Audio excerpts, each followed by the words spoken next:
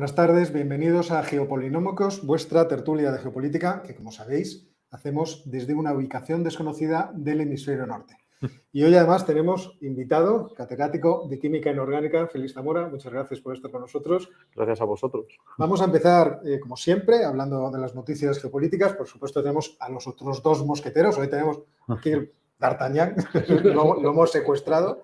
Jorge Turmo, buenas tardes. Hola, buenas tardes. Ángel Rodríguez. Buenas tardes. Y lo que vamos a hacer es ir con las noticias geopolíticas de la semana.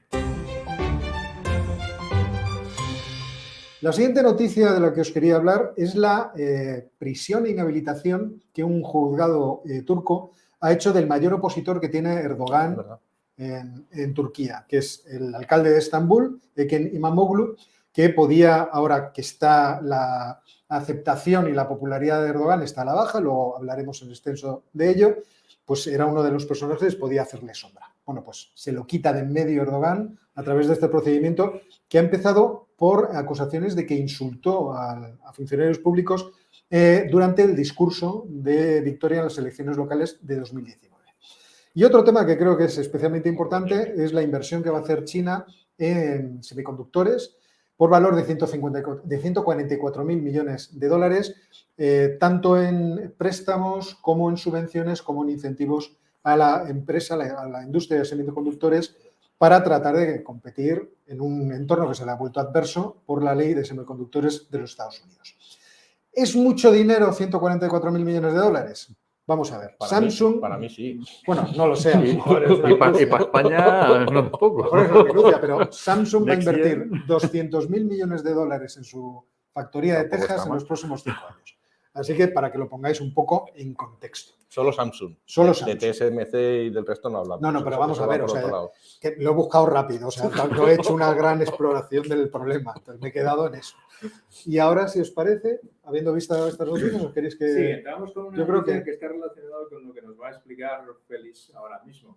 Es que la Unión Europea ha llegado a un acuerdo de libre comercio con Chile que abarca casi todos los productos y que permitirá entrar y salir mercancías prácticamente sin tarifas. Pues me parece que Chile no permite que entre el azúcar y alguna cosa más. Lo demás puede entrar sin ningún tipo de arancel, lo cual fomentará el comercio. El objetivo es fomentar el comercio, lógicamente, con Chile, fomentar también la posibilidad de las inversiones europeas allí, porque si de ahí se puede vender y exportar a Europa productos, pues las inversiones fueran. Y otra cosa que no se ha dicho tanto, pero es importante, es que Chile es uno de los mayores productores mundiales de cobre y litio.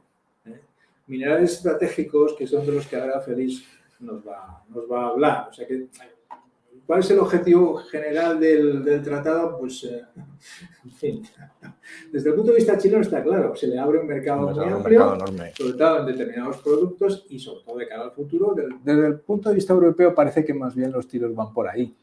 El famoso compás estratégico de Borrell, la dependencia estratégica de otros países en los cuales nos encontramos, sobre todo en el tema de los minerales estratégicos, no digo solucionarlo, pero sí abrir una vía de colaboración con alguien que tiene muchos y que puede tener más. Vale, y en este punto es cuando vamos a empezar a preguntarle a Félix, porque Félix que se dedica no exactamente a estas cosas, pero a cosas cercanas y bastante más complicadas, como son todo lo que tiene que ver con materiales de baja densidad, por lo que hemos visto, es una cosa muy complicada, ya os lo contaré después. Pero le hemos pedido que venga y se lo agradecemos sobre todo porque como desde la perspectiva de la química inorgánica nos puede dar los conocimientos de lo que nosotros carecemos de un tema que es importante y muy importante en términos geopolíticos, que es la dependencia o no de, y aquí está la primera pregunta. Nosotros habitualmente hablamos de tierras raras, hablamos de minerales estratégicos. ¿Qué deberíamos decir? Bueno, lo primero, gracias por haberme invitado a participar esta tarde en esta tertulia, que se escapa, como vais a ver, de mis conocimientos, pero bueno, voy a intentar aportar algo. A ver, en este sentido, bueno, el término tierras raras es un término que se acuñó cuando bueno, se iban descubriendo elementos del sistema periódico, a unos elementos que bueno, se iban descubriendo, digamos, más tarde por su peso molecular, por su peso elemental, mejor dicho, y que se consideraban, bueno, pues que no eran en aquellos momentos muy abundantes. Entonces, el raro o tierra rara pues se acuñó por eso, por la supuesta escasez a nivel de corteza terrestre. A día de hoy se sabe que no es así. Estos elementos, bueno, son elementos del bloque, le llamamos nosotros los químicos del bloque F, que son los elementos principalmente itrio, escandio y los lantánidos. Bueno, por llamarlo, igual os suena chino, pero por llamarlo, por darles nombre. Y estos elementos, algunos de ellos son mucho más abundantes, con los números actuales, son mucho más abundantes que otros que a lo mejor nos suenan más. Por ejemplo, itrio, o rodio, o rutenio, o incluso pues, todos los derivados de la mena de platino. Platino nos suena a todos, ¿no? E incluso el oro es menos abundante que muchos de estos otros. Por lo tanto, lo de tierras raras ya no tiene sentido. Sí que claro, también pasó lo mismo con otro bloque de elementos que son los gases nobles. Se les denominó nobles en origen porque no eran reactivos, no reaccionaban, no se mezclaban con la plebe, con el resto de los elementos, entonces eran nobles. Pero a día de hoy bueno, hay bastantes de estos gases nobles, sí, los que están por la parte baja del grupo, que se han demostrado que tienen reactividad. Vamos, hacemos combinaciones químicas. Tampoco tiene sentido ya esa nomenclatura antigua. Pero lo que sí que, bueno, eso es simplemente terminología. Lo que sí tiene sentido, o bueno, también se usa el término de mineral raro, ¿no? Mineral raro. Y eso, bueno, pues eso sí que está enmarcado dentro de la abundancia y el uso. Es decir, la abundancia del elemento que se vaya a extraer de ese mineral para un determinado uso, o no solo del elemento, sino también del compuesto. Hay veces que no interesa, por ejemplo, de un mineral que contenga cobre, no nos puede interesar el cobre, hacer el proceso de extracción del cobre metal o quedarnos con el óxido de cobre, ¿vale?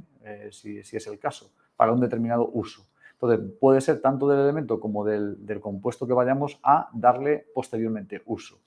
Y uso, bueno, pues eso es función de la demanda, ¿no? De la demanda del mercado, al cual vaya dirigido.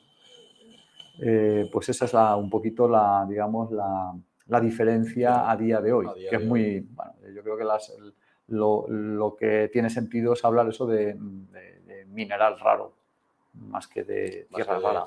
Bueno, tierra también se usaba porque estaban a nivel de corteza, y bueno, eran óxidos típicamente, y a eso se le denominaba tierra. Sí, eran fácilmente identificables, que tenían tierras. Pero vamos, en ese sentido. Los raros ahora. Lo que es estas tierras raras o todos estos minerales que ahora salen en todos los medios de comunicación y que son estratégicos, y que nos vamos a quedar sin ellos y que no sé. ¿Realmente tienen algunas propiedades químicas intrínsecas que los hacen especialmente necesarios para la transición energética o para...? Algunos de ellos, de los raros que se denominaban desde el principio, estos lantánidos, itrios, escandio, pues sí, algunos de estos y otros no tan abundantes. Por ejemplo, hay un caso de mineral estratégico que es que hace unos años no lo era. Hace 10 años nadie consideraba como mineral estratégico el grafito. ¿Por qué? Pues porque no había potenciales usos a la vista. A día de hoy es un mineral, es carbono, el grafito es carbono. O sea, claro. Carbono en la Tierra tenemos un poco. Y a día de hoy es un mineral estratégico. Entonces, bueno, sí, de estos que llamamos tierras raras y que están relacionados con lantánidos, bueno, pues sí, tienen propiedades que les habilitan para usos específicos. Y que no es fácil en ocasiones encontrar otros elementos o compuestos que puedan sustituir. Por ejemplo, posiblemente conocéis quizás los imanes. Son propiedades magnéticas las que se asocian con estos elementos, imanes de vanadio, por ejemplo, que son catalizadores. Tienen propiedades, algunos de estos elementos o compuestos tienen propiedades útiles en catálisis. Por ejemplo, una de las más relevantes a nivel industrial es su uso para hacer aleaciones catalíticas en el Haber-Bosch. ¿Qué es eso del Haber-Bosch? No sé si os suena. ¿Qué es eso? Haber-Bosch. Pues es el proceso industrial de fijación de nitrógeno. O sea, es lo que las plantas hacen fácil, pues nosotros, o sea, industrialmente, el fijar el nitrógeno del aire es capturarlo. ¿Qué os voy a contar? En términos económicos, generas amoníaco y todos los derivados de nitrógeno. Entonces, que es una de las causas Para fertilizantes y todo eso. Exacto, para fertilizantes, es una de las causas de la desaparición del uso del nitrato de Chile, que mencionabais. En Chile había mucho... Era natural. Era la fuente natural. Sí. Y se empezaron a cerrar minas en Chile de nitrato de Chile hace ya mucho tiempo, en el siglo XIX o por ahí, porque este proceso permitía hacerlo artificialmente y era económico. El otro día hablaba yo con mi hijo del guano. Exacto, Sí, ese es el nitrato de Chile. Entonces, si no lo saben nuestros espectadores, el guano en un momento fue la caca de los pájaros. Eso es. Se recogía. Que tenía otras propiedades interesantes estamos hablando de magnetismo, estamos hablando de propiedades catalíticas, estamos hablando de propiedades también ópticas. Hay muchos de estos elementos, más bien incluso compuestos, que tienen propiedades luminiscentes. O sea, entonces, bueno, pues eso da ciertas propiedades. Algunos de ellos tienen propiedades, o sea, son radioactivos y pueden usarse como marcadores, biomarcadores, marcadores incluso también, o sea, no solo a nivel médico, de uso médico, sino también a nivel de uso incluso en la industria en la agricultura. Para trazar, digamos, los nutrientes por dónde van dentro de unas plantas, etcétera. Bueno, pues propiedades tienen y sobre todo yo destacaría en cuanto a usos magnetismo y propiedades ópticas. Magnetismo supongo muy importante para la generación de electricidad. Claro, ahí ya en cuanto a propiedades, en cuanto a aplicaciones, bueno, las propiedades ópticas les hacen útiles en cuanto a a células fotovoltaicas, por ejemplo. Son componentes minoritarios, la célula fotovoltaica es muy compleja. Entonces, estos elementos o compuestos derivados de ellos son muy útiles a nivel de transformar energía solar en energía útil. Entonces, se incorporan en unas cantidades no excesivamente elevadas, pero son importantes, en paneles solares actuales. Bueno, pues ahí tienes un uso en energía muy importante. Y luego también propiedades magnéticas, pues para generadores, por ejemplo, y turbinas. Entonces entras ya en otros tipos de energías verdes. De algún modo, las energías verdes que estamos considerando ahora como principales, la fotovoltaica, la eólica, pues todas tienen de alguna manera de alguna manera participan estos elementos. Y participan de forma que es clave en el sentido de que si no dispones de ellos, la tecnología no funciona. Pues hay en algunos casos que en imanes permanentes pues no son fáciles de reemplazar. O sea, en estos imanes potentes, los grandes, no son fáciles se estaba trabajando fuertemente en encontrar alternativas. Y bueno, cuando se trabaja fuertemente, pues al final acabarán cayendo. Pero de momento es lo que hay.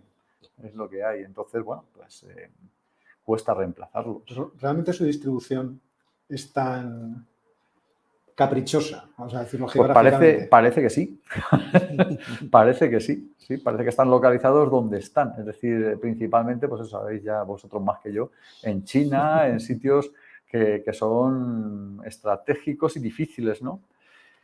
Y bueno, eso es principalmente lo que hay. Y luego lo que sí que yo creo que deberíamos...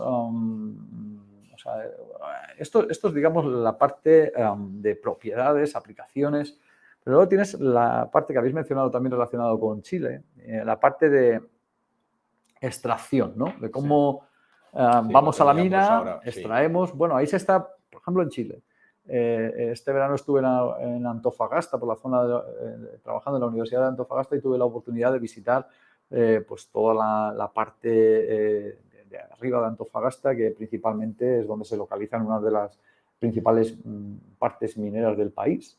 Y una de las cosas que, bueno, que estas industrias, principalmente de cobre, también de litio, o sea, se observaba, era que ha habido una evolución tecnológica en el aprovechamiento de la ley del mineral. Es decir, ¿eso qué significa? Pues que lo que antes era desecho de un mineral, que no se podía utilizar por una limitación en la tecnología, ahora esas montañas que eran de desecho ahora se estaban volviendo a utilizar para extraer de ahí cobre. Entonces quiero decir, la tecnología está ayudando de alguna manera a mejorar ciertos procesos. Hay otra parte que es la parte de contaminación, que por ejemplo, pues en ciertos países pues no se tiene muy en cuenta. Quiero decir, o no hay una legislación tan fuerte como pueda haberla, yo que sé, en Estados Unidos o en Europa en general. Y eso, claro, es otro factor a considerar. Es decir, yo creo que, bueno, a día de hoy estamos utilizando móviles, utilizando electrónica, porque también son componentes minoritarios, pero que se encuentran en cualquier dispositivo electrónico también. ¿Pueden ser sustituidos? Pues hombre, no fácilmente. Y se encuentran ahí. Entonces, bueno, pues estamos usando a día de hoy elementos que proceden principalmente de industrias mineras, quizás de países donde no están teniendo muy en cuenta aspectos ¿no? De sostenibilidad medioambientales, exacto. Pero estamos hablando de que el proceso de extracción en sí mismo genera costes ambientales o que la tecnología de extracción es la que genera más bien esos costes. ¿Cuál es tu impresión al respecto? Bueno, dentro de un proceso de extracción al final son reacciones químicas. Sí. O sea, en un proceso de extracción, aquí nosotros en España tenemos toda la parte minera del sur, que bueno, no es que seamos, pero tiene la zona de piritas, ¿no? Y cuando tú haces hace ya unos pocos años tuvimos un gran problema medioambiental derivado de un accidente que hubo, ¿dónde fue? En las Nacoya. En las balsas. Es decir, tú al final aplicas un proceso de una reacción química. Y como consecuencia de aplicar una reacción química, tú sacas lo que quieres, pero te salen productos derivados, que son los que no quieres. Y esos tienen que ir a algún lugar. Si hay legislación que obligue a hacer algo con ellos, pues bien. Pero si no, pues, por ejemplo, en aquel caso se estaban acumulando embalses. Y entonces lo que sucedió fue que aquello cedió y, bueno, hubo un desastre importantísimo que acarreó, bueno, pues a acumulación de metales tóxicos a nivel de suelo durante años. Y hubo que aplicar procesos de remediación, biorremediación, en fin. Esto es un tema. Luego está, ¿vale?, la huella de carbono que deja el proceso. Por ejemplo, la pirita no deja huella de carbono. ¿Por qué? Porque el proceso genera sulfúrico que a su vez, bueno, pues lo puedes controlar, puede producir energía. Pero hay otras industrias, la de cobre, por ejemplo, producción de cobre, que sí necesita energía. Y eso, depende de la fuente de la energía, pues dejará huella de carbono. Entonces, bueno, pues yo creo que esto va de la mano de la legislación, el cómo, o sea, todo se puede optimizar. Antes, para extraer, bueno, un proceso de extracción de oro, implicaba cianuro. Sí. Yo creo que a día de hoy, pongo casi la mano en el fuego, en la India se está utilizando este proceso, porque es barato, barato. Pero genera contaminación de sales que contienen cianuro al río, con todo el impacto que lleva, impacto biológico. ¿Se puede hacer de otro modo? Sí, hay tecnología a día de hoy que te permite hacerlo de otro modo, quizás es un poquito más costoso. Luego, es un tema de legislación y de concienciación. Claro, ¿qué pasa? Que todo esto implica un mayor costo que repercute sobre el producto final. O sea, que al final también el que compra, o sea, es la ley y el que compra. Al final es más la ley que el que compra, porque si a ti te lo dan... Si a ti te lo dan, claro. Pues ya está. Y una pregunta, quizá no estaba aquí, pero que todo el mundo se plantea en las redes cuando hablamos de estos temas. ¿Estamos tan escasos de este tipo de minerales raros para los usos que le estamos dando? ¿Qué te parece a ti? Pues yo diría que, vamos a ver, te lo voy a poner de otra manera. Vale. Para hacer semiconductores principalmente se necesita silicio. Para hacer silicio se necesita principalmente silicatos u óxido de silicio. Sí. Óxido de silicio, caramba, tenemos playas, ¿no? O sea, hay. De hecho, hay minas... Estamos poniendo en peligro las playas. No, aquí la cuestión es la siguiente, que es otra cosa que yo creo que estamos habituados a hacer, y es no querer usar el producto final sin asumir el costo del proceso. Ya. Es decir, claro, si tú quieres electrónica, necesitas minería, pero no me la pongas en la puerta de casa. Claro. Esto ha pasado recientemente en España, ¿qué fue? Sí. con minas de litio. Minas de litio en Extremadura. En Extremadura. Se montó el pollo porque nadie quería tener... Sí. Claro, no, si esto va a ser lo vamos a hacer muy bien, sí, pero en la puerta de mi casa, claro. Ahora, el coche me lo compro eléctrico. ¿Y cómo vas a ir? Sí, no sé. Entonces, lo que nos pasa un poco también es que nos hemos acostumbrado aquí, yo cuando digo aquí, digo en Europa, pues a que la minería no se desarrolle Sí. aquí sí es necesario. De hecho, hemos cerrado minas sistemáticamente. Y pretendemos, pues que venga el producto, ¿no? Sí. Yo creo que eso es algo a revisar, porque no es éticamente sostenible, ¿no? Pero claro, le estás echando el problema a otros. Claro. Una cosa que es más importante, yo creo, o sea, dentro del proceso, está el aspecto de la minería, ¿vale? Es decir, y todo lo que conlleva a nivel energético, a nivel de impacto medioambiental directo, con esos residuos químicos, etcétera.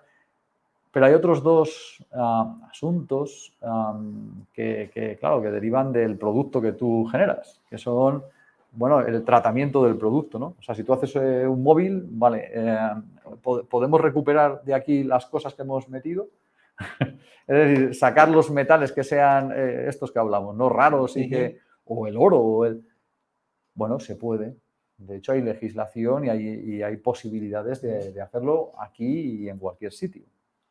Ahora, es complicado. La pregunta, ¿se puede recuperar vanadio de un generador donde a lo mejor metes un imán? Mucho más fácil. Claro. Mucho más fácil. De un componente electrónico muy difícil, porque además implica eso, al final tratamiento químico, todo lo que es tratamiento químico, pues yo soy químico, sé que hay residuo. Sí. Entonces, a lo mejor recuperas, pero tienes que ver qué vas a hacer con el residuo. Claro. Y el costo energético del tratamiento. Entonces, ahí hay una complicación. Esto lleva también a pensar que al final todo se agota. El oro es finito, el cobre es finito, por mucho que haya ahora, a lo mejor. Todo se agota.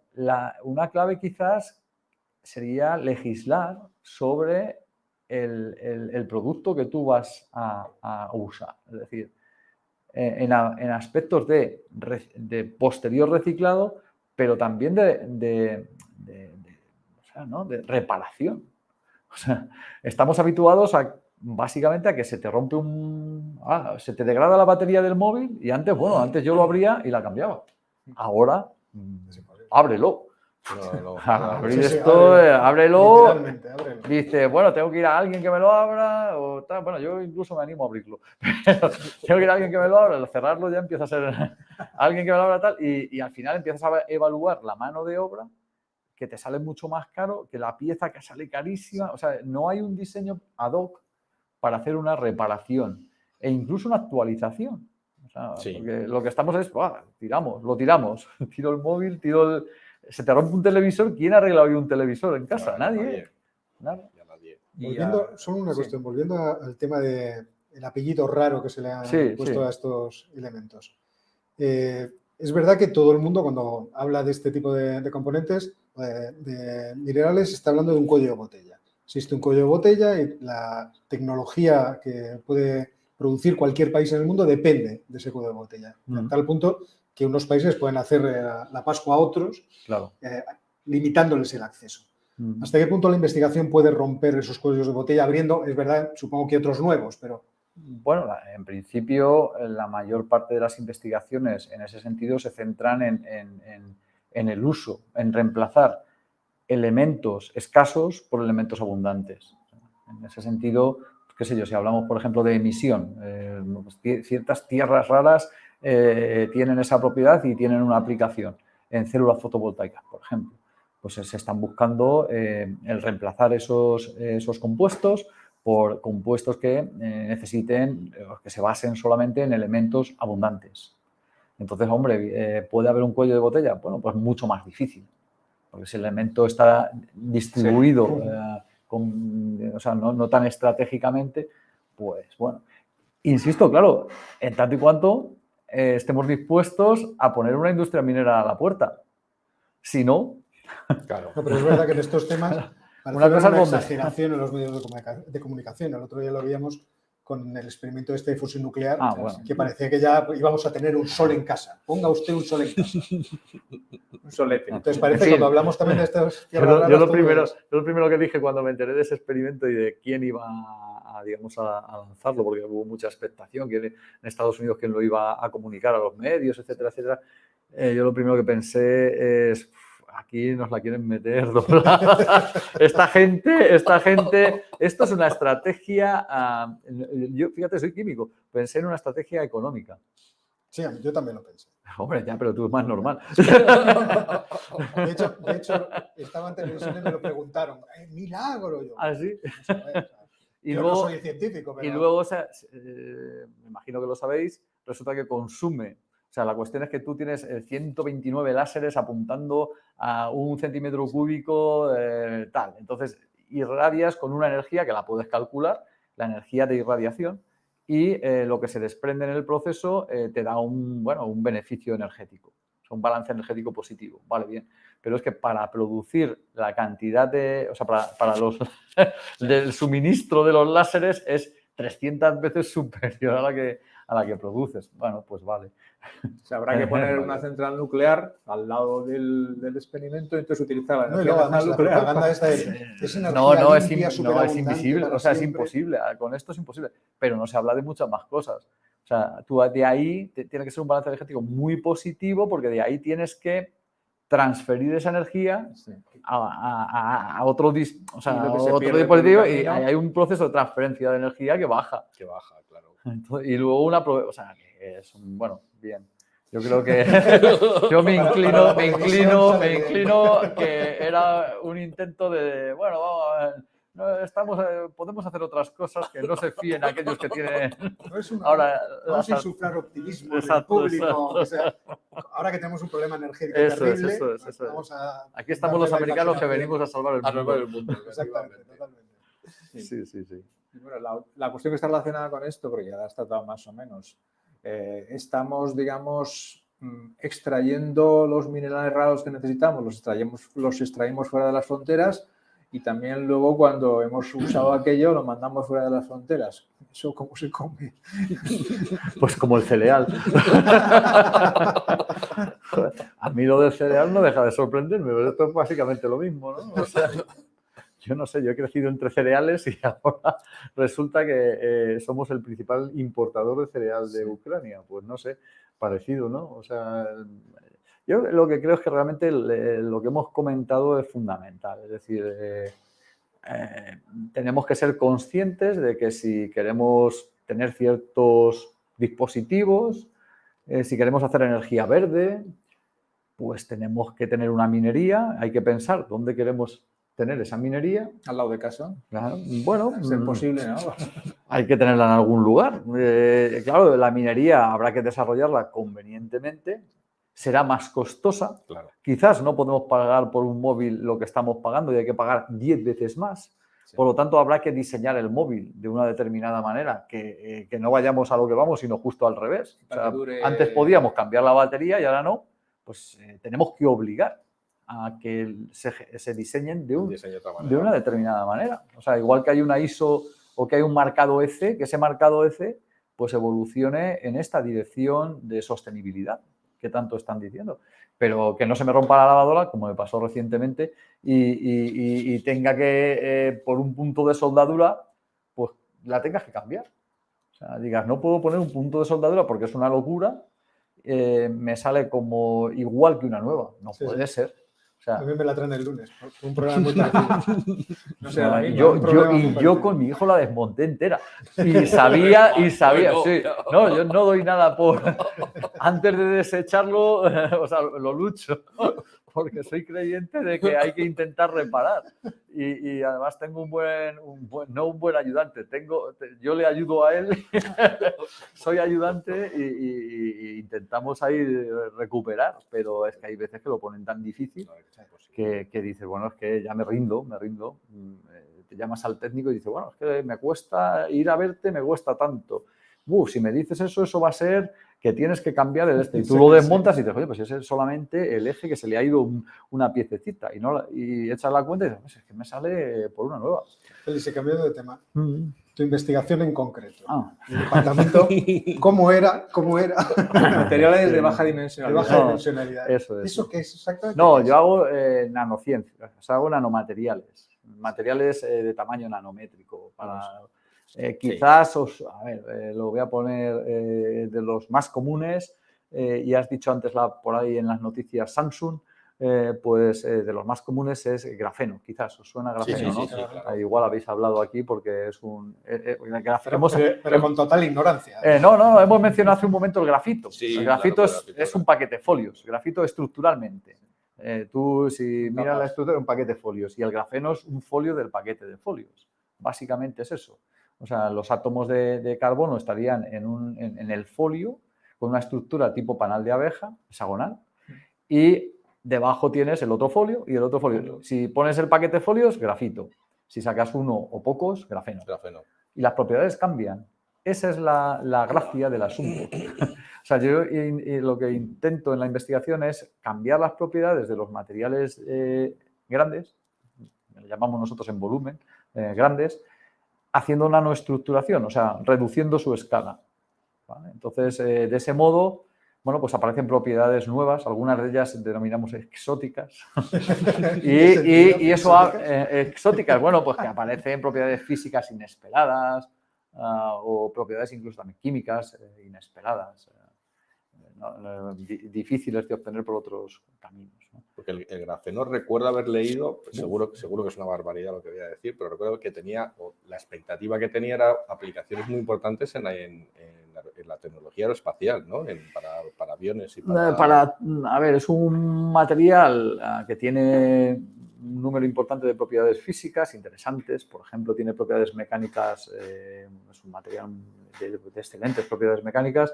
Es un conductor excelente de la electricidad, también conductor térmico. En fin, no vale para todo, pero vale para muchas cosas. Entonces, a partir de...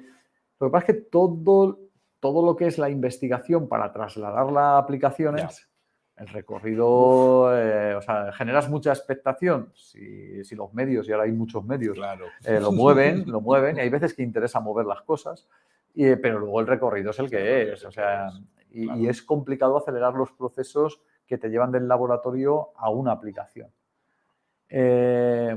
Hay excepciones, la vacuna del COVID, pero que a mí todavía no deja de sorprenderme. Hombre, había mucha investigación detrás, pero se ha hecho en tiempo récord.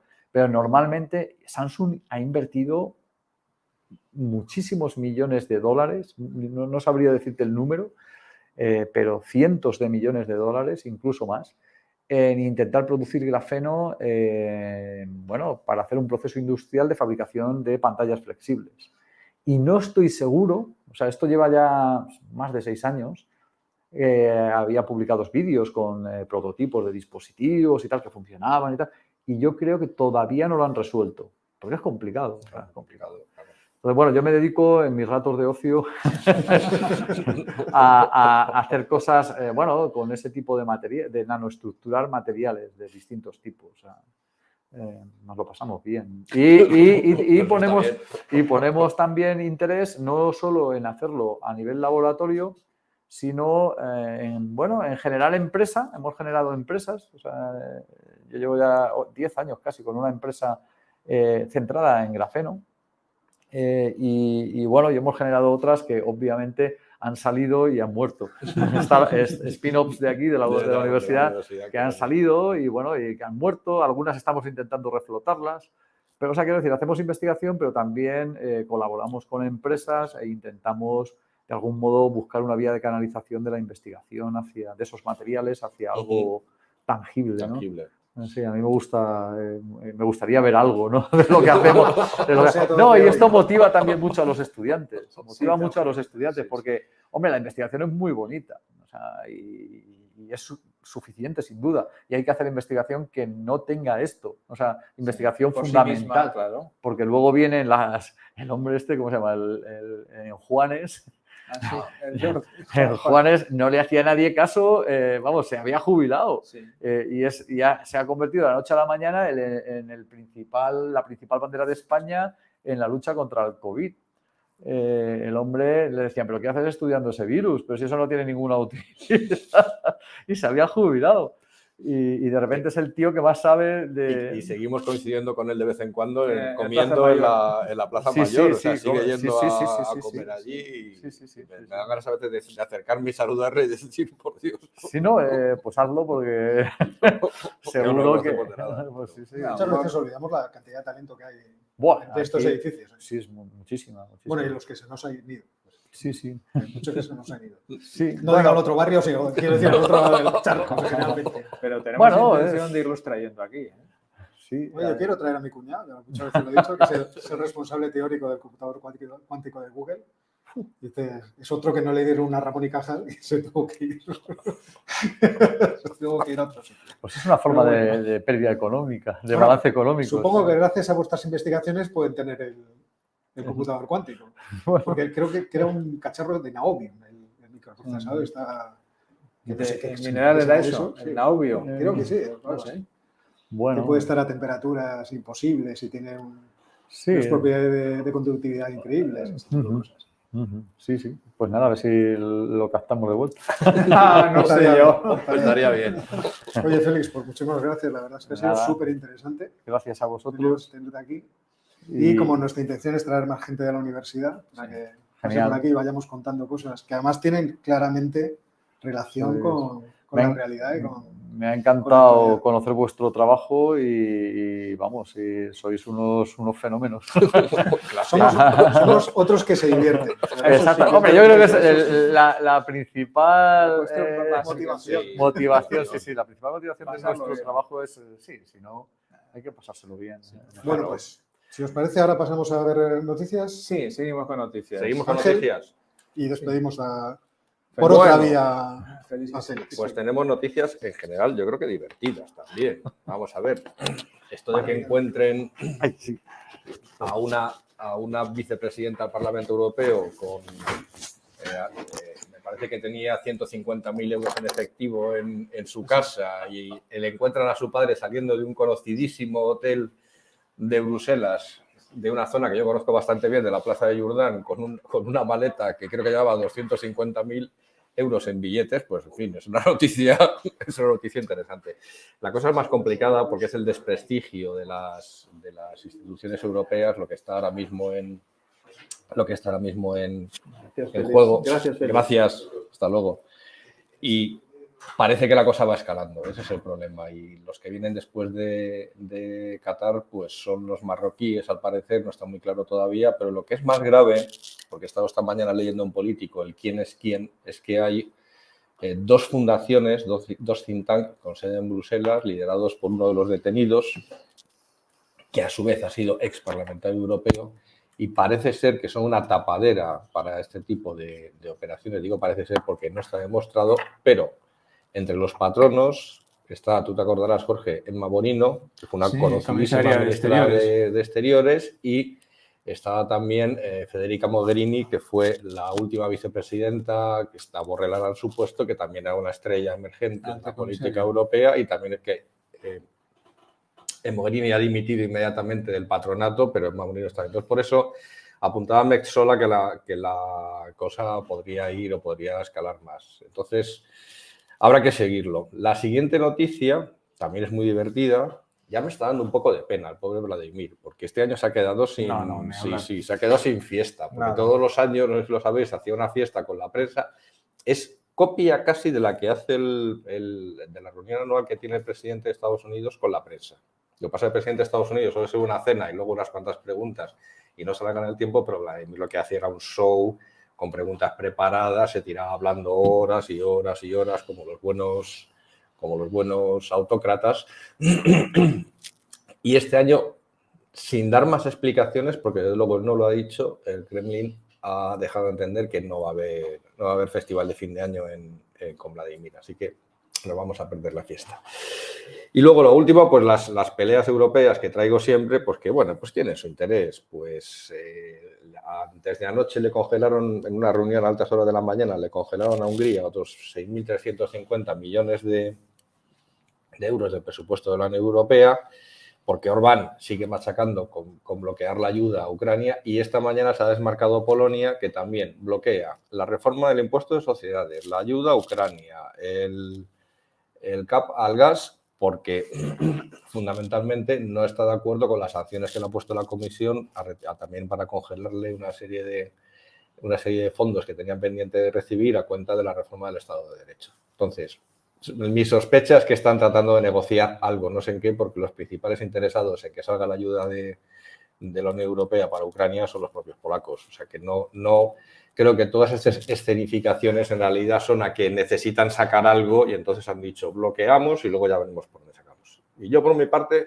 pues yo lo tengo por ahí. Cambia la cámara. A ver, Dale. voy a estrenarme como productor, ¿eh? No prometo A ver si me nada. aciertas. A ver si acierto. No acierto. Bien. A ver, ahora sí acierto. Pues seguimos con noticias diferentes. Por un lado, los tipos de interés. Hoy ha habido anuncio de subidas a mediodía del tipo de interés del Banco Central Europeo. Lo ha llevado al 2,5%. Y además ha dicho que empezaría a reducir el balance. Es decir, en lugar de comprar deuda, a venderla. Vender la que tiene. La que tiene en el balance a niveles no muy grandes, porque la propuesta es en febrero o marzo vender 15.000 millones, que es una cantidad pequeña para el balance que tiene, pero es significativo, porque esto podría indicar que si sigue vendiendo deuda, pues entonces los países que tienen que endeudarse, que son todos, tienen que recurrir a buscar ese dinero en los mercados internacionales, donde les va a salir bastante más caro. Estamos empezando, pero eso puede ocurrir. Y también la Reserva Federal ha subido los tipos de interés, está ya en el entorno del 4,5%, lo que pasa es que lo ha hecho solo medio punto, no 0,75 como la última vez, y como que indicando que está dispuesto a seguir subiendo los tipos de interés si hace falta, pero que considera que no hace falta subirlos tan deprisa. Mientras que en el caso del Banco Central Europeo es una subida significativa en relación a las anteriores, en el caso de la Reserva Federal es una subida claramente menor con respecto a las anteriores, indicando un poco por dónde van las cosas, que es posible que la política monetaria en la zona euro en los próximos meses sea más dura, más exigente. Hay mucho debate en la eurozona acerca de si esas subidas de tipo de interés pueden llevar a la recesión o si la recesión de todas maneras va a llegar aquí, va a llegar igual. Si va a ser débil o no, si esas subidas de tipo de interés van a influir mucho o poco. Eso lo iremos viendo, ¿verdad, Ángel? Es solo una cuña publicitaria porque he leído la noticia muy de pasada, bueno, una mañana de estas que he tenido de locos, pero la he leído así muy deprisa. Ha publicado China los datos del índice de producción industrial ahora de este último mes y ha habido una caída bastante importante en la producción industrial en China, además no esperada por prácticamente nadie en los mercados, y eso ya sabéis que esto nos afecta a todo, aunque estemos peleados con China, a pesar de toda la gran tensión comercial, la interrelación, el comercio internacional sigue siendo enorme, y si China registra una caída importante del índice de producción industrial, digamos que la desaceleración incluso, que no la vamos a ver, pero es un escenario que debemos descartar, la recesión a escala global, pues está ahí.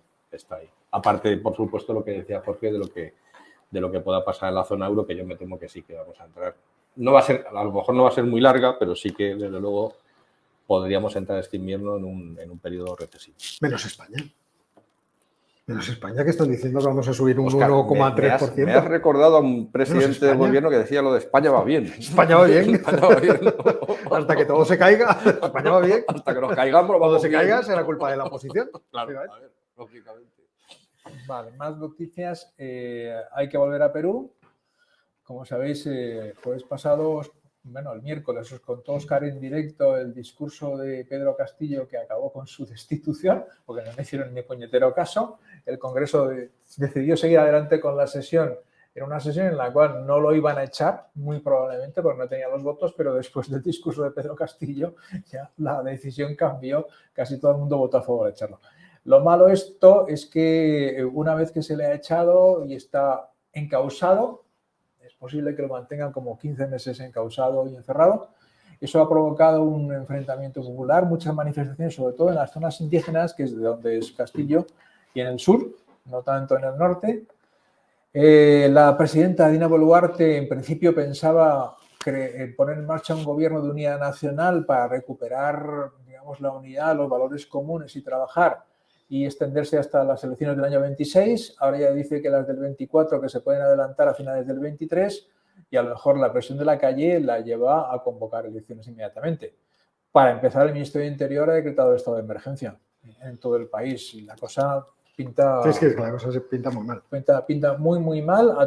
¿Haya o no hay elecciones? Yo discutíamos antes en el café, Jorge y yo, que no sé, a mí por lo menos me da la impresión que la actual presidenta de Perú yo creo que se ha equivocado en no convocar elecciones antes, porque se hubiera calmado creo yo, la tensión. Jorge me decía que a lo mejor no, porque la tensión estaba ahí en cualquier caso y si no hubieran sido los de otro, iba a decir bando, pero no son bandos, sino digamos que otros colectivos con otro tipo de reivindicaciones hubieran salido a la calle igualmente. O sea, que la situación es inestable en sí misma dentro del país y basta cualquier...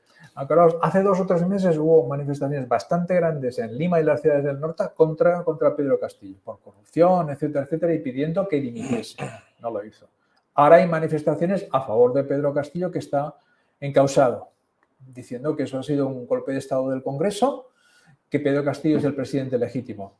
Podemos encontrarnos con este mismo tipo de manifestaciones de distintos grupos en los próximos meses, semanas. Hay un problema ahí con lo que llamamos el populismo, las promesas que son muy difíciles de cumplir, que se le hacen a la gente en los procesos electorales, sobre todo en situaciones como la de Perú, que existen grandísimas capas de población viviendo de forma miserable. Entonces se les promete que viene uno de los nuestros a salvarnos, a hacer algo por nosotros, y ese uno de los nuestros primero se encuentra con que es un títere de otro partido político, en cierto modo. O sea, se le presenta como alguien que ha adquirido mucha popularidad con una serie de huelgas, de procesos, porque era sindicalista de la Federación de Trabajadores de la Educación, y de repente se le pone ahí delante, pero el hombre no es capaz de hacerse con el poder en ningún momento. Porque primero no sabe elegir, no sabe gobernar, tiene que ir sustituyendo gente, acaba en un momento saliéndose del partido que le apoyaba. Lo mismo pasa con la actual presidenta, Dina Boluarte, era miembro de Perú Libre, y en un momento la largan porque no está siendo leal con el partido.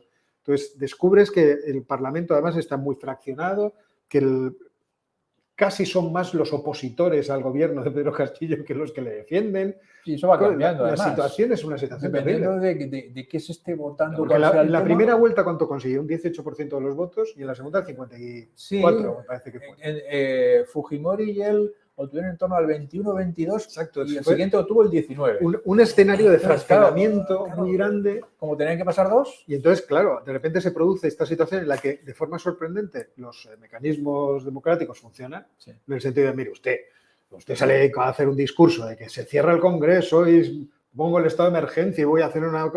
Y los demás que están alrededor dicen, no, ¿pero por qué? No estamos dispuestos. No estamos dispuestos. Y el mecanismo institucional funciona, la que tiene que suceder es la vicepresidenta, pero la vicepresidenta tampoco está apoyada. No, claro. Si es que hay nadie. Entonces, yo estoy con Ángel, debería inmediatamente voy a convocar elecciones, porque si no, porque el principio era elecciones 2024. Ahora ya es 2026. No, legalmente 2026. Ya, pero ya dijo 2024 después de que el follón sigue. Primero agotaba la legislatura. Y hoy era 2023. Luego dijo 2024, que dice, pero bueno, chica... ¿A dónde vas? Bueno, en fin, ¿más noticias tenemos? Sí, hay otra noticia, por no dejarlo esto en el segundo plano, es más importante de lo que parece. Llevan 3 días en Estados Unidos, en Washington, una cumbre entre el presidente Biden y casi todos los jefes de Estado y Gobierno de África. Joder. Eso es significativo porque hace 8 o 10 años se no celebraba, y que además la administración Trump pues, ha tenido un trato con África bastante penoso y negativo. Y hay más cosas significativas para mí, es que a instancia de la Unión Africana, Biden no ha invitado a los 3 países golpistas, a Guinea, a Burkina Faso y a Mali. Aparte, me parece que a Eritrea, con lo que Estados Unidos no tiene relaciones diplomáticas, pero la Unión Africana ha dicho, mire, estos estados no participan. No sabemos qué saldrá de allí, evidentemente, porque es que hace mucho tiempo que no hay una cumbre de ese nivel entre Estados Unidos y los países africanos, pero el hecho de que se sienten, de que planteen sus demandas, sus posibilidades, es siempre positivo, y sobre todo que África lo haga de forma conjunta. Todos allí, en Washington, con todos los jefes de Estado. Eso es positivo. Es una medida diplomática que es llamativa. Y muestra otra vez, eso como hemos hablado una y otra vez, de la multipolaridad actual. Estados Unidos tiene que esforzarse por conseguir que los países africanos más o menos le apoyen. No puede dar por sentado así, bueno, sí, África claro. Está allí y hacemos lo que queremos. Y eso es positivo. ¿Cerramos noticias? Sí. Vale, pues si cerramos noticias, nos vamos corriendo a la tertulia, si encuentro este.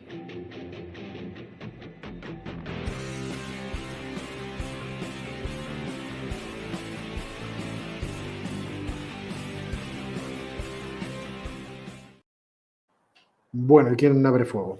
¿Qué os parece?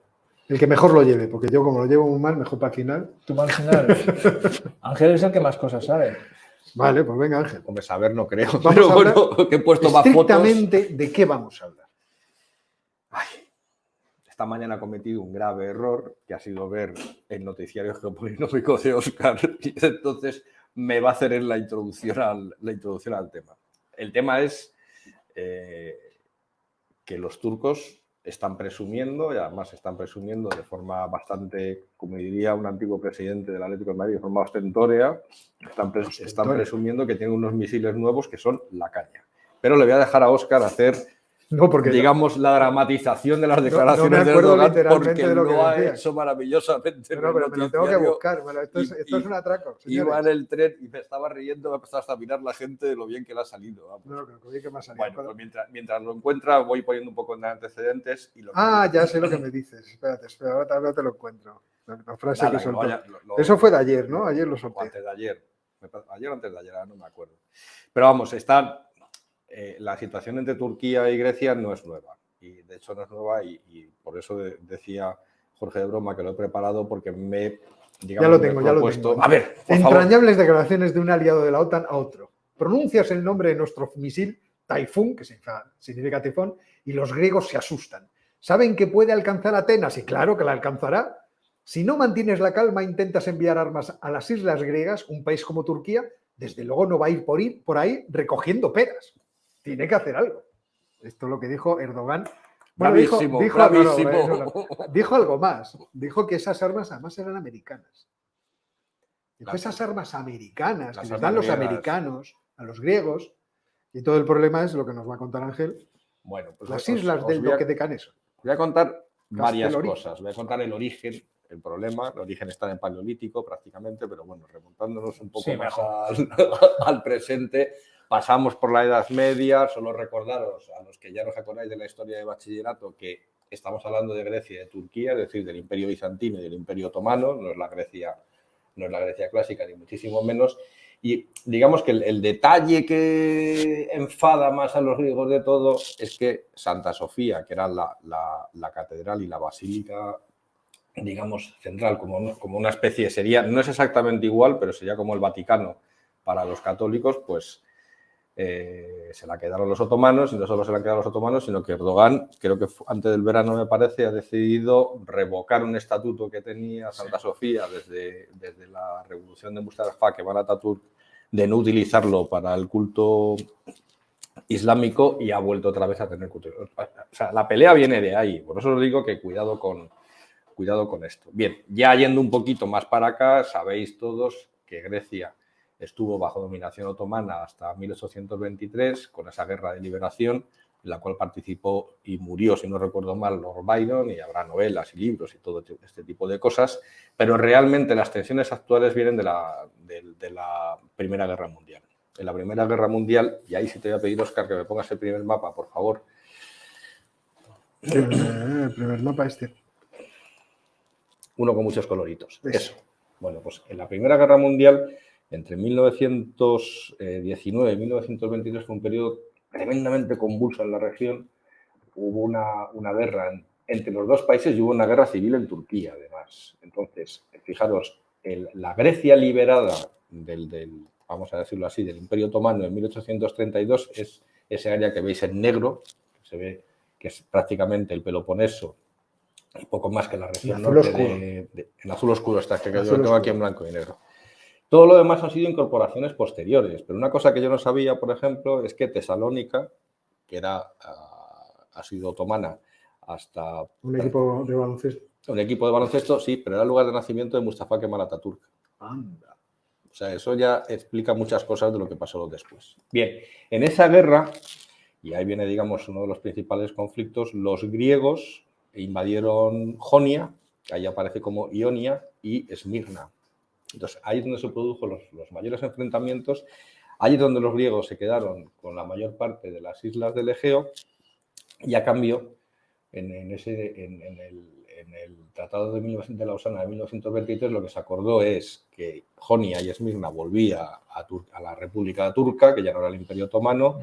La parte norte de Tracia, la parte este de Tracia, perdón, también volvía al Imperio Otomano. Y luego una cosa muy curiosa que muy poca gente sabe, pero yo sí lo sé porque he estado ahí varias veces, para contar el viaje. Es que acaba conmigo el tema. El dodecaneso, no, es que es divertido, el dodecaneso era italiano. Sí, era italiano. Sí. Era italiano hasta 1947, que lo cedieron, que ya no estaba Benito, a esto. Y entonces, a la verdad es que yo no tenía ni idea de reconocerlo cuando aparecí en Rodas hace muchos años, no voy a decir cuántos. Tenemos pelo.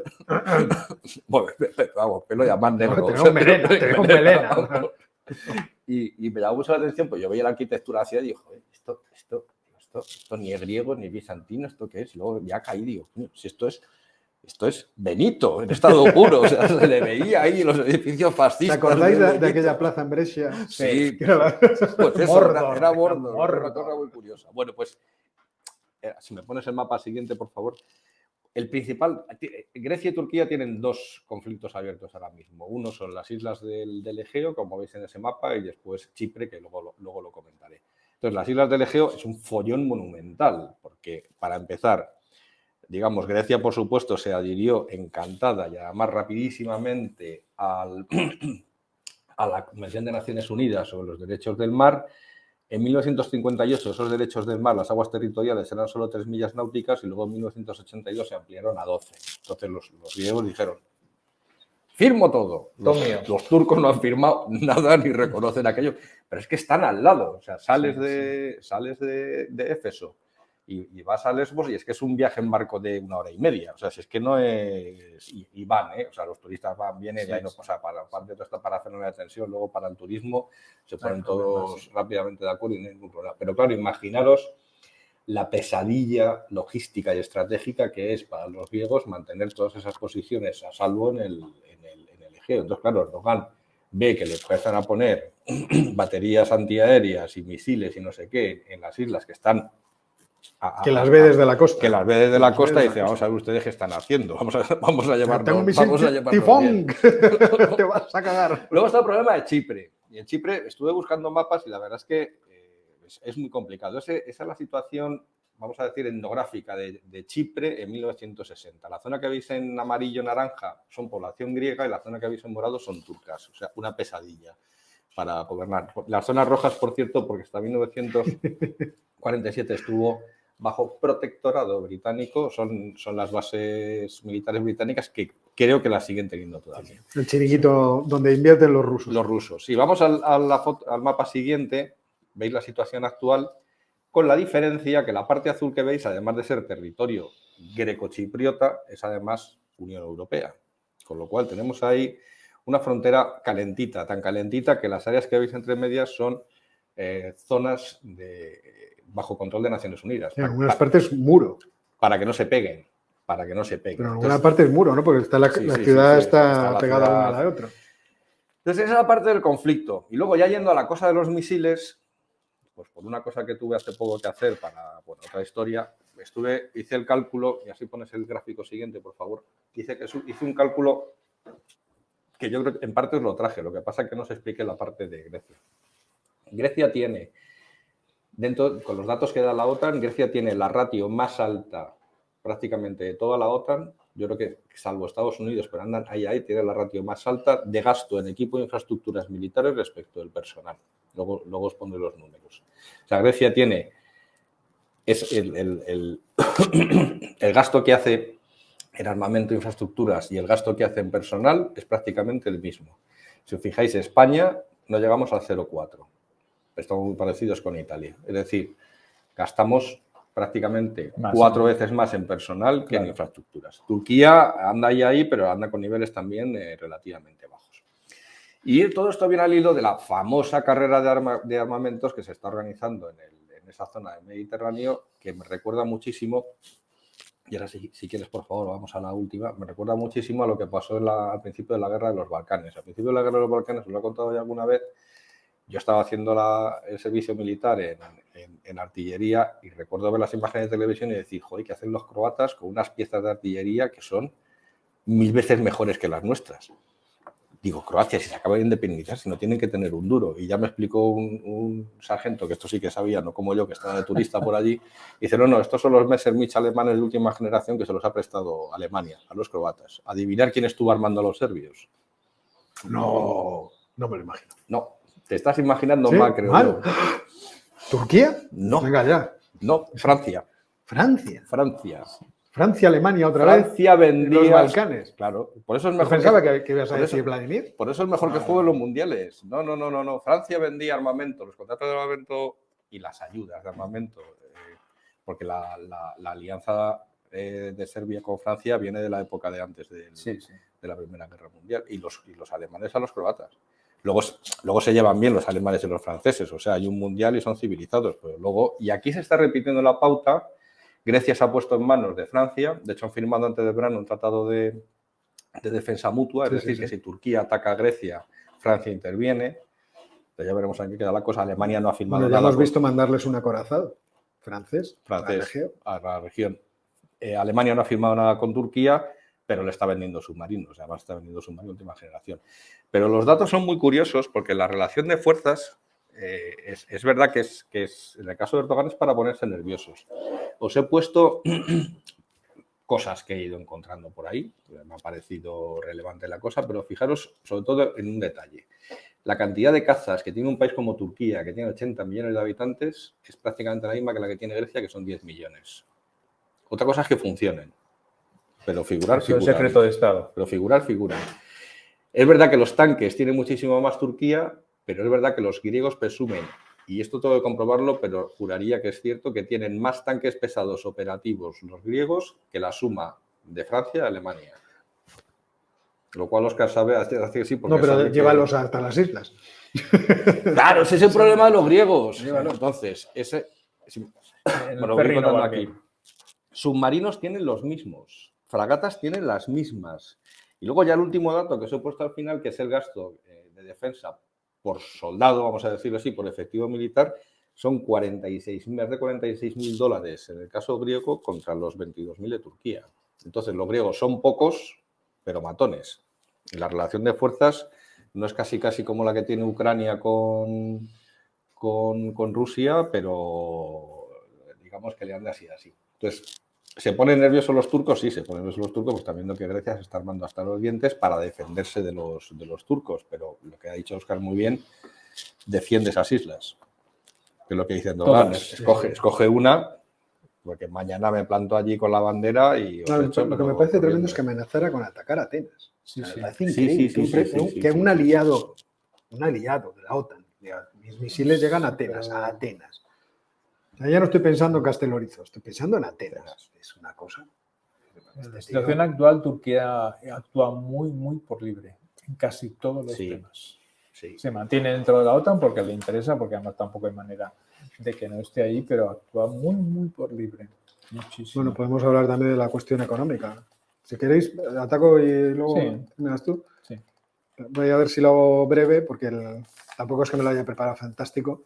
Pero es verdad que las Erdoganomics, como viene al hilo de lo que estaba contando Ángel, son especialmente divertidas. Entonces, el bueno de Erdogan, sabéis que lleva una política económica desde hace muchos años que no es la política económica del resto del mundo. ¿En qué sentido? en el sentido que él está obsesionado con que hay que bajar los tipos de interés para hacer que Estimular la economía. la lira ande por los suelos de tal forma que sea baratísimo que desde el extranjero le compren cosas. Y esto, en la idea que ayudará a industrializar el país y cuando ya esté industrializado y por la vía del sector real de la economía sea potente, entonces, bueno, todas las ensoñaciones que creo que tiene Erdogan, que no deben de ser pocas, pues se pongan en práctica. Entonces, es verdad que lo que está sucediendo, y lo sabéis desde hace un tiempo, es que la inflación no deja de subir, claro, y que la lira no deja de depreciarse. Y efectivamente, por ejemplo, tenéis aquí datos de la OCDE, donde veis esa tabla de la izquierda, es la diferencia entre el índice de precios al consumo, es la línea azul, y el índice de precios de la producción, industriales, que es la roja.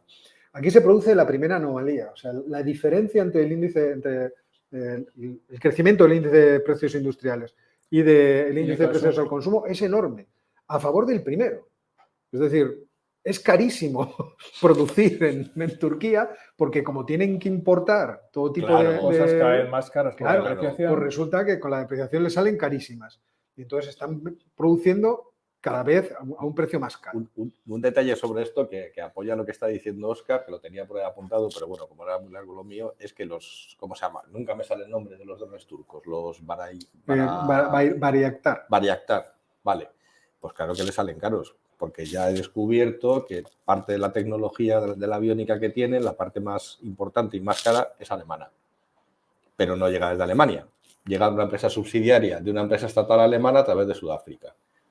Entonces, claro, si abaratas la libra tanto, tienes que pagarlo, la lira la abaratas tanto y tienes que pagar en dólares. Decía el del Parque Jurásico, la vida se abre paso y el negocio también. El negocio también. El negocio se abre paso de una manera... Y menos mal que el petróleo lo tienen barato. Sí, por razones porque si que no, todos conocemos. Entonces, por esa razón es por lo que tienen esos precios de producción tan altos. Entonces, tenéis en la gráfica de la derecha, como veis, es la variación que se ha producido en los tipos de interés en diversos países. India, Sudáfrica, Estados Unidos, México, Brasil, Argentina y Turquía. Mientras que todos han ido subiendo los tipos de interés, Turquía los ha ido bajando. Este es lo que se llama las Erdoganomics. Claro, el asunto, bueno, hay cosas todavía más divertidas. Aquí tenéis, por ejemplo, la diferencia entre el tipo de interés de referencia y la inflación efectivamente realizada. Los tipos de interés ahora mismo en casi todo el mundo son negativos, sí, porque aunque la inflación sea muy alta, los tipos de interés no han subido hasta ese nivel. Por lo tanto, cuando obtienes la diferencia, los tipos de interés reales son negativos, pero en Turquía son negativos a un 40%.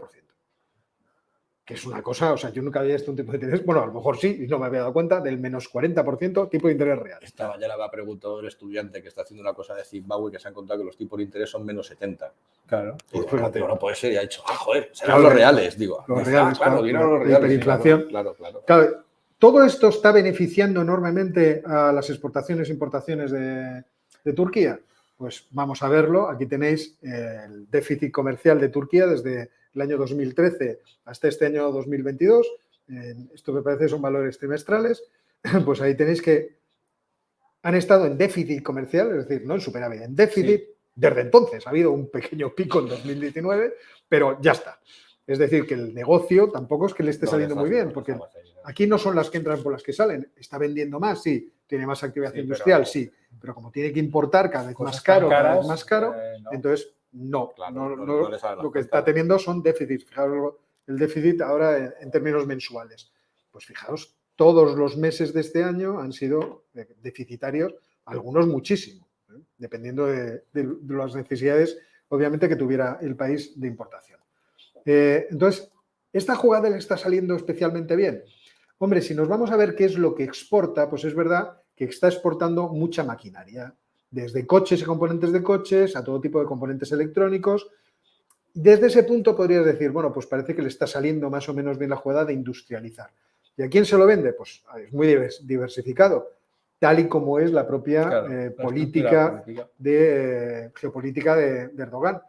Vende mucho a la Unión Europea, obviamente, vende mucho a Asia, vende también bastante a África y vende algo a los Estados Unidos. Por lo tanto, no pone todos los huevos en la misma cesta y por ahí es cierto que parece que le está yendo bien. Lo malo es que cuando nos vamos a los datos hay cosas que a mí no me parecen que cuadren.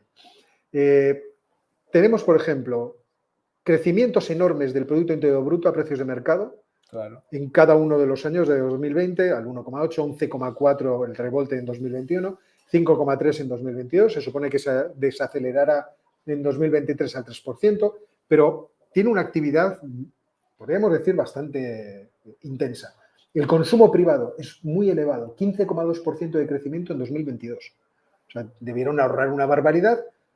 ¿O es que la inflación está produciendo que en términos de precios de mercado esto esté infladísimo? Estos son precios de mercado. Entonces, cuando te vas a ver cómo está el crecimiento de los precios del Producto Interior Bruto, efectivamente. Y lo que tenéis a la derecha es el Producto Interior Bruto medido a precios de este año, a precios de cada año, mejor dicho, a precios corrientes. Entonces, fijaos cómo el crecimiento es exponencial al mismo tiempo que exponencial es el crecimiento de la inflación. Claro. Y a la izquierda tenéis a precios constantes, donde se ve que ya el crecimiento sigue siendo bastante exponencial, pero no con esa violencia, por así decirlo, que podemos decir desde los años 90. Más curioso es cuando lo vemos respecto, porque esto que habíais visto antes es en moneda local, en liras turcas, cuando lo vemos en dólares.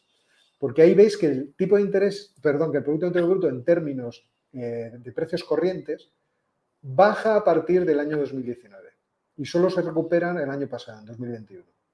¿Qué quiere decir eso? Que ahí existe un efecto de la depreciación enorme de la lira. Es decir, si mides en dólares, para dentro del país, efectivamente existe un crecimiento de enorme actividad, pero ese crecimiento por la depreciación de la moneda no se transforma en un poder adquisitivo hacia afuera que le permita comprar lo que esa actividad presumiblemente le llevaría a consumir.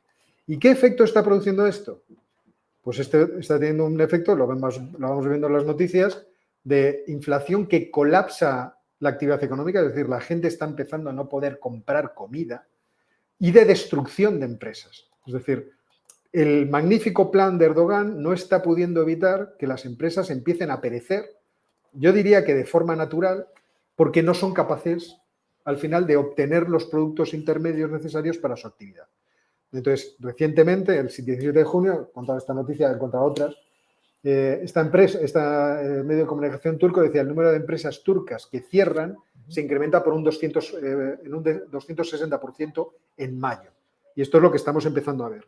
Problemas para los ciudadanos, de no soy capaz de llegar a fin de mes, y por otra parte, el problema de las empresas que están empezando a tener dificultades. Pues eso explica lo anterior. La solución para esto es invadir Grecia. Bueno, posiblemente. Claro. Pero hay un elemento adicional. Polonia o hay un elemento Ucrania. adicional. ¿Hasta qué punto podemos confiar en los datos que está publicando Erdogan? ¿Es realmente cierto que todo ese crecimiento económico que dice que se está produciendo, o que la inflación está solo en el 84%? Entonces, existe una plataforma independiente que se llama INA Group en Turquía que calcula la inflación. Y según ellos, en noviembre de 2022 la inflación no está en el 84%, sino en el 170,70%. Sí. Y aquí puede también estar parte de la explicación. Los Erdoganomics no dejan o pueden no dejar de ser un truco de espejos. Erdogan está emperrado y ha acabado con la independencia del Banco Central, ha acabado con la independencia de la Oficina de Estadísticas, ha sustituido a 4 gobernadores del Banco Central y a 2 directores de la Oficina de Estadísticas, de tal forma que ahora la gente empieza a desconfiar de lo que sus ojos de los datos. Ven en los datos, pero no experimentan en la calle. En la calle lo que experimentan es una situación crecientemente difícil. Es decir, lo que gana uno al mes no le vale, y además de forma sucesivamente peor, no le vale para poder obtener los bienes que quieren comprar. Es decir, su poder adquisitivo se desploma de forma progresiva. Fijaos que el desempleo ya no está en unas tasas del 8%, sino que ya ha alcanzado el 13%, y más o menos en esa especie de llanura, de plataforma, se queda. Con lo cual, esto tiene una dificultad, y es una dificultad que entronca con la primera noticia que dábamos hoy en el programa. Tenemos que la popularidad de Erdogan ha bajado del 50% a estar por debajo del 35%. Es verdad que no se percibe en la oposición una sustitución, es decir, que crezca. Una alternativa, claro. Pero bueno, la única alternativa que había, más o menos, era la del alcalde de Estambul, que, oh casualidad, ya está en la cárcel. Bueno, vamos a ver, eso todavía lo puede recurrir. Hay un Vamos a margen ver, ahí. vamos a ver hasta dónde, porque después de las purgas, después del golpe de Estado, Sí, Erdogan se ocupó mucho de Y que el Poder limpiar. Judicial. sí, El país. hizo buena limpia. Sí. Entonces, ¿está equivocado Erdogan o están equivocados todos los economistas del mundo prácticamente de cualquier tendencia? Están equivocados los economistas. Claramente. Claramente. Entonces, con esta bomba informativa. Y esto es lo poco que he podido preparar hoy, lo siento, porque iba un poco a la... Esto está relacionado con Rápido, una cosa, rápido. que todo esto de Turquía, y es que habrá elecciones presidenciales en mayo-junio. Entonces, el horizonte de Erdogan es llegar hasta ahí con todas las trampas posibles. Pues todas las que hagan falta Todas las que hagan falta. para decir que esto funciona bien e intentar ganar las elecciones. Es como una carrera en el tiempo entre la inflación y el deterioro de la economía y la popularidad de Erdogan. Yo espero que sea la popularidad de Erdogan la que se hunda, porque si no, Turquía tiene un futuro bastante malo. Sí.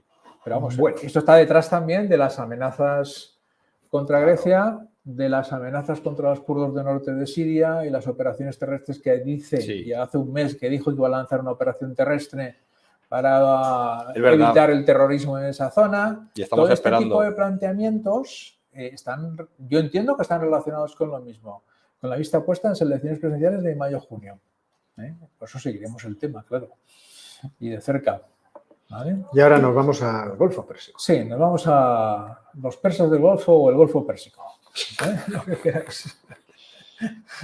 Bueno, vamos a hablar un poco de... El otro día dimos la noticia de que Xi Jinping se había dedicado durante 3 días a visitar Arabia Saudita y no sabíamos muy bien a qué se había dedicado porque, que sepamos, a Qatar el Mundial no había ido.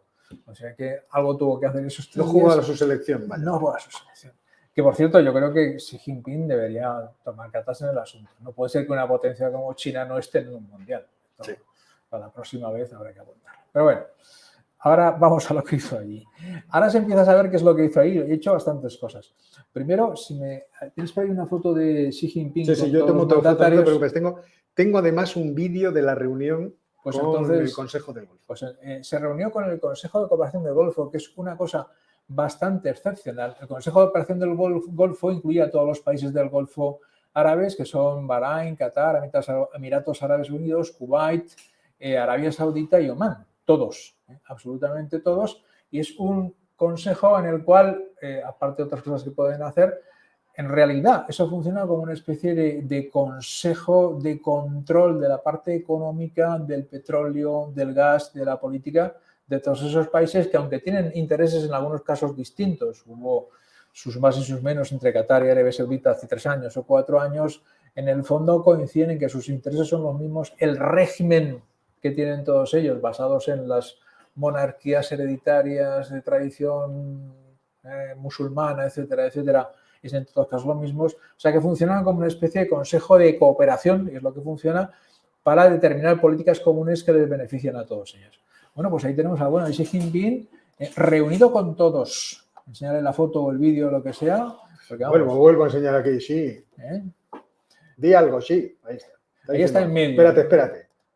Vamos a ver. 维护广大发展中国家共同利益。 Está diciendo que la sopa estaba fría. Bueno, entonces, cuando entramos en los datos, que es lo que he estado buscando un poco, ya vemos que hay más trasfondo de lo que parece. Por un lado, en la parte económica, tengo que mirar aquí los datos porque no me los sé de memoria, como es lógico. En 2020, China fue el mayor importador de petróleo del mundo. Y de esa importación, que eran unos 150.000 millones de dólares, Arabia Saudita fue su primer suministrador, 24.000 millones, seguido de Estados Unidos, 23.000 millones, Irak, 17.000 millones, Angola, 12.000 millones, Brasil, 11.000 millones. O sea que para China, en cierto modo, Arabia Saudita, Irak, se convierten en los mayores suministradores de crudo en este plazo y a medio y largo plazo, como por cierto ocurría con Estados Unidos hace 30 o 40 años. La situación era similar. Los principales suministradores de crudo de Estados Unidos, que producían mucho, eran los países del Golfo Pérsico. Entre esta lista, os lo quiero señalar porque esto tiene consecuencias también, no está Irán como uno de los principales suministradores de petróleo. Está, no sabemos cómo. El elefante en la habitación. Pero está. Y en cuanto a gas natural licuado, en 2021 China importó más o menos 80 millones de toneladas, de los cuales el 40% de Australia.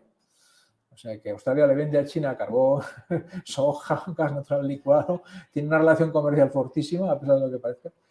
Y detrás de eso está Qatar, Estados Unidos y Malasia. Y hace un par de semanas o 3 se anunció que China había firmado un contrato de suministro de gas natural licuado con Qatar durante 27 años. Lo que no sabemos son las cifras, las condiciones, etcétera, etcétera. Pero eso liga con una cosa que han dicho los cataríes muchas veces. Podemos vender gas a Europa este invierno porque tenemos, pero luego tenemos compromisos. Ojo, tenemos compromisos hacia el otro lado. Que fue Scholz a Qatar precisamente poco antes y ha ido Macron también a buscar gas y se ha venido con lo justo. Les han dicho, pues mire, es que... Me ha dado un poquito. Mira, le doy lo que tengo aquí y luego ya vamos hablando. Esto saca el mechero y le pongo el que gas. se lo cargo. Esto lo tengo reservado y ¿qué le vamos a hacer? O sea que está claro que va a haber una relación simbiótica entre China y Oriente Medio, entre los países del Golfo.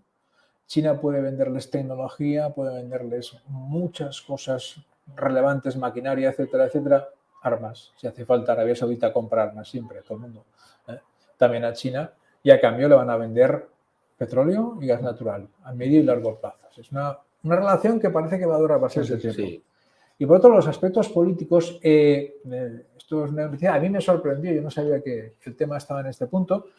Irán ha hecho público que el fin de semana pasado el ministro de Asuntos Exteriores iraní no dijo que llamó a consultas al embajador chino, sino que tuvo una conversación con el embajador chino, ¿sí? En la cual le expresó su disgusto porque, por lo que se ve en el comunicado final que firmaron el Consejo de Cooperación del Golfo y China, había un punto en el cual se indicaba que hay un tema concreto referente a 3 pequeñas islitas en el Golfo de Hormuz, cuyo nombre tengo que mirar por aquí porque si no, no me lo sé, Abu Musa, Pequeña Tum y Gran Tum, que las tenemos ahí en uno de los mapas, es el mapa del Golfo de Hormuz, un momento, en algún del sitio Estrecho de Hormuz, en el PPT. Ahí leches, bueno. Sí que los he metido, pero sí, bueno, ahí está. Estará por ahí. Bueno, pues ahí la que se ve es la isla de Abu Musa. Pues esa y otras 2 que no se ven, pequeñitas. En su momento Irán las ocupó, digamos por la fuerza en un momento que no estaba claro de quién eran, pero Emiratos Árabes Unidos las reclaman como propias. Bueno, pues en un punto del comunicado se dice que el asunto de las islas del Golfo de Hormuz ha de resolverse de acuerdo con los principios del derecho internacional y la negociación pacífica. Claro, los iraníes han dicho que va, si esto es nuestro. ¿No están por la negociación pacífica? Esto no es nuestro, ¿no? Y entonces no les ha gustado. Pues que tengan cuidado porque los chinos les montan ahí los bloques de hormigón y vamos, les quitan las islas, pero rápido, ¿eh? Rápido. Método Spratly. Método Spratly, les tiran encima una tonelada de hormigón y dice esto es chino, ya está. A los Emiratos le dice, oye, ¿queréis venir a jugar a fútbol? Vean los iraníes llamando a los filipinos. Embarrancad. Y la otra cosa que no les ha gustado es que en el comunicado aparece una referencia a que todos los asuntos relacionados con el uso de energía atómica han de ser tratados en el seno de la Agencia Internacional de Energía Atómica, que es quien tiene que tomar cartas en el asunto. Y claro, a los iraníes eso tampoco les ha gustado absolutamente nada. A cambio, lógicamente, en el comunicado, los países del Consejo de Cooperación del Golfo reconocen el principio de una única China. Solo hay una China. O sea, que están bastante de acuerdo entre ellos. Están bastante de acuerdo y es muy significativo. Y alguna cosita más que estuve leyendo que me llamó la atención es que el comunicado decía que tanto los países del Golfo como China pertenecen a las civilizaciones orientales que comparten valores y principios. ¿Entiendes cómo se entiende? No, esa es una estrategia china, además la ha utilizado muchísimo en toda Asia, que dice que los valores asiáticos orientales no son los occidentales y por lo tanto no se puede aplicar las reglas internacionales del Estado de Derecho en Asia porque tienen otros, y eso pues tiene venta inmediata, vamos, os podéis imaginar, o sea, eso es rápido. Y Mohamed ha firmado eso, pero corriendo. Inmediatamente, encantado. Valor oriental, descuartizar periodistas. Firmamos, sí. Y un principio básico es el de no injerencia en los asuntos internos de otros países. Claro. Fundamental. Claro. Pero eso es una tendencia que creo yo va a crecer, va a crecer también por aquí.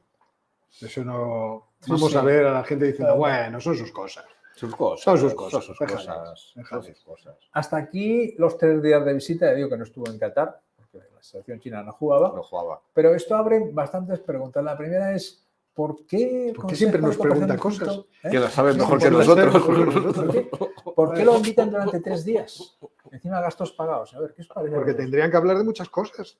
Algo que no se podía resolver en un solo día. También, quizá, yo es que a Xi Jinping le veo mala cara últimamente. Sí, yo le veo cansado. Entonces, a lo mejor fue allí a estar Se está bien, en invierno se está bien, ¿verdad? porque Cristiano tiene casa allí en Emiratos y va en invierno justamente cuando hace buen tiempo y disfruta. No, pero era un momento muy simbólico. Teniendo en cuenta las disputas que ha tenido Arabia Saudita con los Estados Unidos, era un momento muy simbólico. El decir, bueno, pues ahora vamos a tener aquí una gran reunión que se vea cómo China entra en Oriente Medio para quedarse durante mucho tiempo y hacer acuerdos de medio y largo plazo. Sí. A mí me parecería que era un momento muy simbólico. Y luego, entonces, 3 días, casi te diría, me parece poco. Yo creo que querían los dos escenificar el inicio del desenganche de Arabia Saudí y de Estados Unidos. Que yo creo que eso por ahí va también en parte. Y por eso la incidencia esa en no injerencia en asuntos internos. Tú me vendes petróleo, pero no me digas cómo tengo que hacer las cosas en Xinjiang y yo te vendo tecnología y no te voy a decir lo que haces tú con los yemeníes, que no es asunto mío. De cualquier forma, hay un problema y es que todo el aparato militar de Arabia Saudita es obviamente estadounidense, en el sentido que ellos están adaptados a una determinada tecnología, que además utilizan en un determinado idioma. Entonces, una noticia que era interesante con esta reunión es que uno de los acuerdos que han firmado, mira, que además creo que tengo por aquí la foto de cuando están firmando los acuerdos, pero ¿dónde la tengo? Aquí tengo yo, aquí está. Están firmando los acuerdos, el rey Abdullah y Xi Jinping. Hay uno que es establecer escuelas de chino en Arabia Saudita, que me llamó muchísimo la atención. Estaba yo pensando, porque claro, dentro de esas limitaciones que podemos suponer que tiene el que todo el aparato militar sea estadounidense, claro, una dificultad está en el idioma.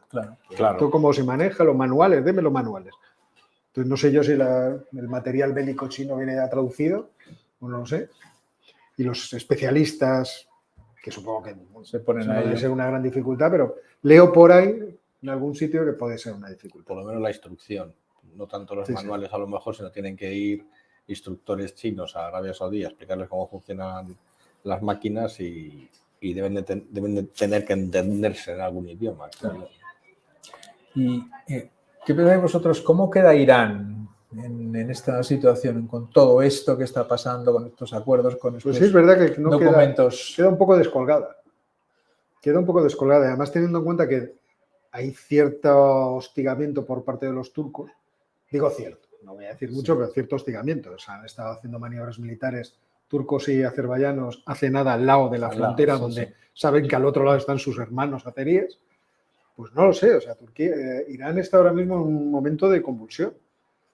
Yo creo, y a lo mejor va a tener razón al final, ¿os acordáis que hace tiempo os comenté unas declaraciones de un general norteamericano hablando de si China finalmente apoyaría definitivamente a Rusia o no?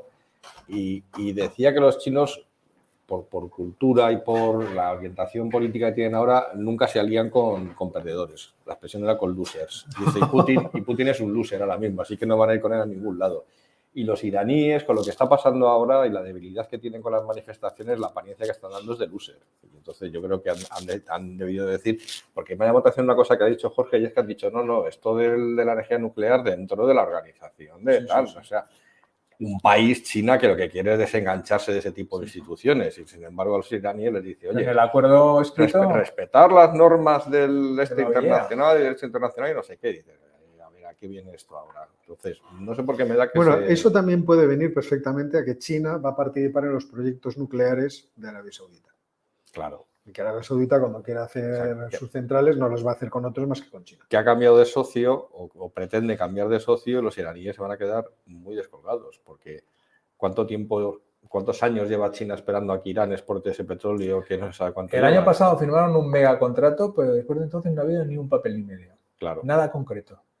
Es que lleva muchos años esperando a que la cosa se solucione y que Irán empiece a aportar petróleo. Llega un momento que dice, mira, me he hartado de esperarte. Necesito el petróleo y estos de aquí están dispuestos, pues ahora se lo compro a ellos. Ahí te quedas. O sea, ahí te quedas. Ya, arréglate. Arréglate. En algún momento arréglate. No, Y- está divertido el y- asunto. ampliando un poco más el foco, ya sé que es un poco meter el dedo en el ojo, ¿qué hueco le queda a Rusia en todo esto? Irán. Le queda Irán sobre todo. Es verdad que con Arabia Saudita tienen un acuerdo claramente estratégico con el petróleo a través de la OPEP, pero a Irán es yo creo, el gran aliado en términos incluso bélicos. Sí, Estamos ahora sí, viendo- el único, hasta Rusia solo le queda Irán. No, pero yo iría más por el lado de las cuotas mundiales de petróleo, porque los tres principales exportadores mundiales de petróleo son Arabia Saudí, Rusia y Estados Unidos.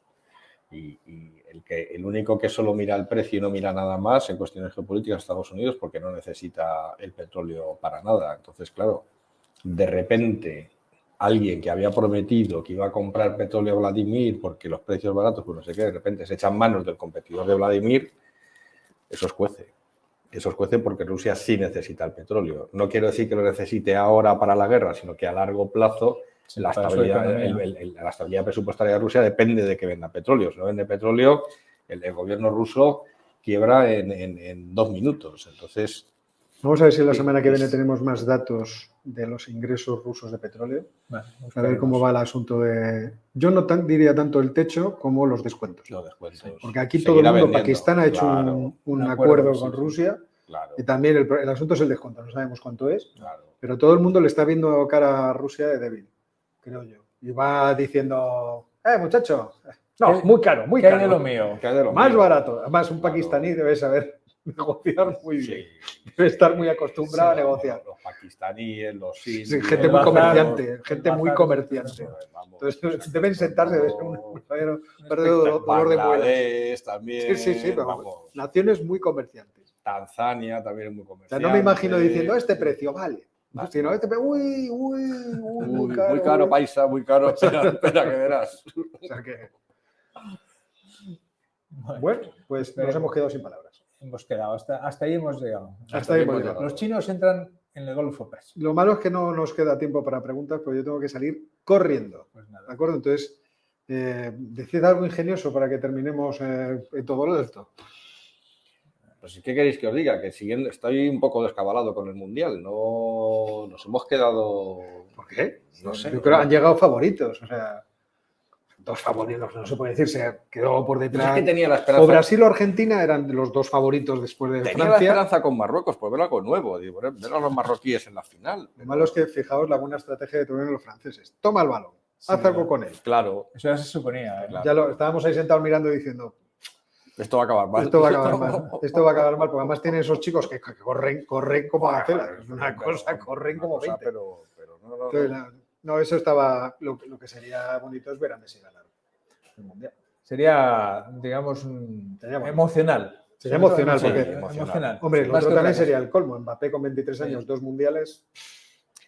Pues sería más emocional lo otro, ¿no? O sea que Sí, yo creo sí, que claro. nos vamos a decantar por Además, Argentina. pero Óscar está Sí, sí. pensando en otra cosa, porque Mbappé ¿Ah, con sí? 2 mundiales le va a subir al Madrid. Sí, nos va a subir mucho la cuota. Le va a subir mucho la No, cuota. No, Para nosotros es agua pasada. es agua Es pasada. agua pasada. Ya. Eso dicen Bueno, todos. vamos a cortar Nada. que tenemos que desmontar. Señores, muchas gracias por estar al otro lado. Gracias, Jorge. El miércoles. El miércoles la semana que viene. Sí. La semana que viene el miércoles. O sea, cambiamos la hora, el día. No sé por qué seguir viniendo. No, pero el miércoles hay un motivo estratégico. ¿Cuál? Que el jueves no hay calefacción. Señores, no íbamos a hacer esto con frío. No. Así que gracias, Ángel. Y A vosotros. gracias a todo el mundo. Y si encuentro la carátula de Gracias. salida, Buenas tardes. nos vamos. Hasta la semana que viene, el miércoles.